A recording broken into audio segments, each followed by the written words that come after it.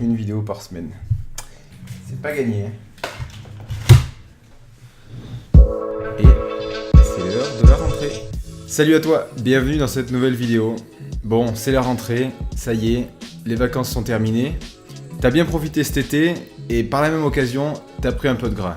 Maintenant, c'est l'heure de te reprendre en main, tu t'inscris dans une salle de sport, mais t'aimerais accélérer un petit peu les choses, donc tu t'intéresses aux fameux brûleurs de graisse. Mais ces brûleurs de graisse, justement, est-ce qu'ils sont vraiment efficaces ?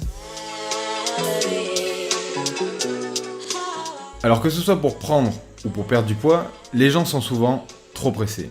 On l'a vu dans une précédente vidéo, quand tu veux perdre du poids, tu ne peux pas perdre une quantité incroyable de graisse en très peu de temps. Alors du coup, comment fonctionnent les brûleurs de graisse et est-ce qu'ils permettent vraiment d'accélérer les choses ? Pour ce qui est de perdre du gras, on l'a déjà vu, tu as deux solutions.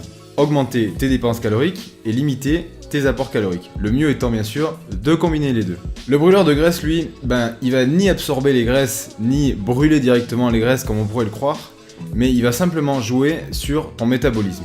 Son but, ça va être d'augmenter ton métabolisme pour augmenter ton besoin calorique. Je m'explique. Ton besoin calorique, ton métabolisme donc de base est de 2000 kcal.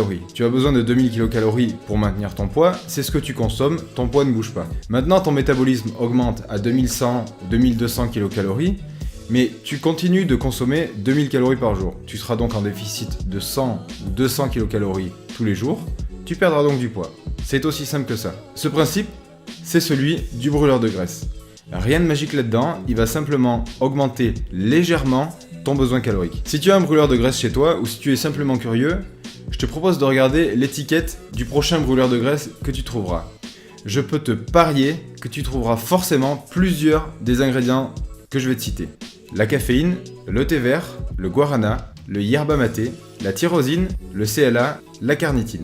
Le point commun des premiers ingrédients dont je viens de te parler, c'est la caféine.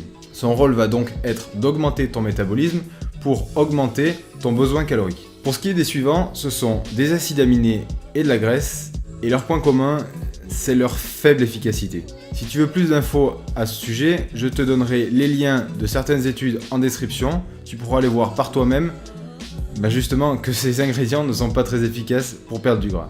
C'est de la merde. Au passage, tu remarqueras qu'on conseille de consommer de la graisse, donc le CLA, pour perdre du gras. Ce n'est pas une absurdité et on en reparlera dans une prochaine vidéo, mais petit spoiler, manger gras ne fait pas grossir.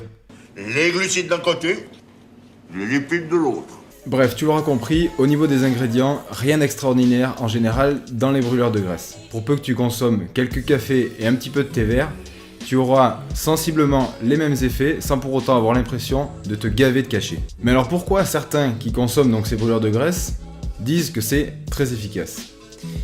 Il y a une raison assez simple à cela. Quand tu achètes un brûleur de graisse pour un mois et que tu en as pour 50 €, tu lis sur l'emballage qu'il faut combiner ce brûleur de graisse à une alimentation équilibrée pour maximiser les effets du brûleur de graisse. Toi, tu ne veux pas t'asseoir sur tes 50 €, donc en plus de ce brûleur de graisse, tu vas rééquilibrer ton alimentation pendant le mois qui suivra. Magie, tu vas perdre du poids. Et oui, c'est aussi simple que cela. En fait, l'alimentation fera la grande partie du travail et un brûleur de graisse ne t'empêchera jamais de prendre du poids si tu fais n'importe quoi en parallèle. Et oui, car la modération est la clé de voûte de la minceur, bien entendu. Ah, par contre, on peut s'accorder de temps à autre un peu de verdure. Ce sera avant tout ton alimentation et tes dépenses caloriques qui feront 95% du travail. Alors maintenant, est-ce que les 5% restants valent les 40 ou 50 € par mois de ces brûleurs de graisse ? Je te laisserai décider. Voilà, c'est déjà la fin de cette vidéo. Tu sais maintenant à peu près tout sur les brûleurs de graisse. J'espère que tu auras compris que ces fameux brûleurs de graisse sont en grande majorité beaucoup de marketing. Si tu as apprécié cette vidéo, n'hésite pas à la partager et également à laisser un pouce en l'air qui va bien. N'oublie pas de t'abonner à la chaîne pour ne pas rater les prochaines vidéos. Et en attendant la prochaine vidéo que je vais essayer de sortir la semaine prochaine, donc, je te laisse là et je te dis à très vite. Salut!